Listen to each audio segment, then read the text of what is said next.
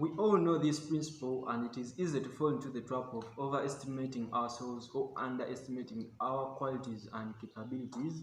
For example, if you are making money and doing really well, you tend to think that you are invisible.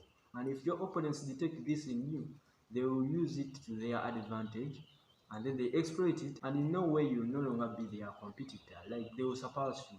It also happens in the economic world where our jobs and then organizations force us to make claims that are good for the public image. Sometimes the pressure is really even high for the civil servants and then the charity workers, because you have to show results. Results should be seen, and then you have to make claims in the name of protecting the public image. So the question goes back that do you take in every gaffe that is fed to you by your organization in the sense that you receive that promotion? Or do you believe in the claims that your friends and families state about you just because they will make you feel good? Or do you try to be honest with yourself in this pretty dishonest world? Here, being honest with yourself means that understanding the situation you are found in, like the situation you find yourself in that particular moment, and then reserving your judgment about it. Because self-delusion is really infectious, especially in groups.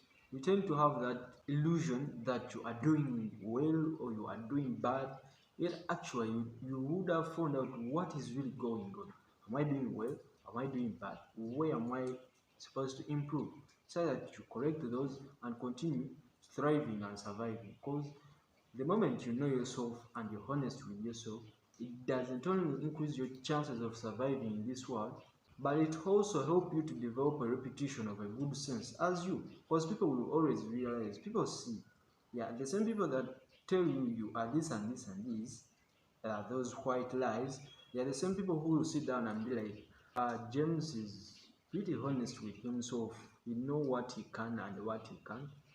You can start this by developing a list of your good and bad qualities. Like, be honest with yourself within you, because no one is going to do it for you. Like, it's only you who know yourself. So get a list and then write down the bad and good qualities you have, and then get a few trusted friends, pick them from your circle, and then tell them to do the same, and then align the list and see, are there the similarities, are there some that cross within these lists?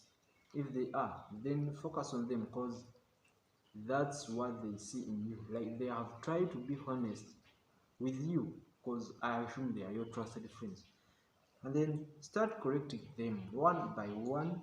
Be honest with yourself. Like, know yourself. There's no person is going to know yourself. And then being honest, you should know that it's like hygiene. You have to do it every day, or else the result will start fading away. I recommend you watching a series of such videos like this posted here, because this channel, one of its goals is to promote personal growth, like to help you grow personally as a person, so that you can survive in this pretty dishonest world. Thank you for watching. Please subscribe. Bye.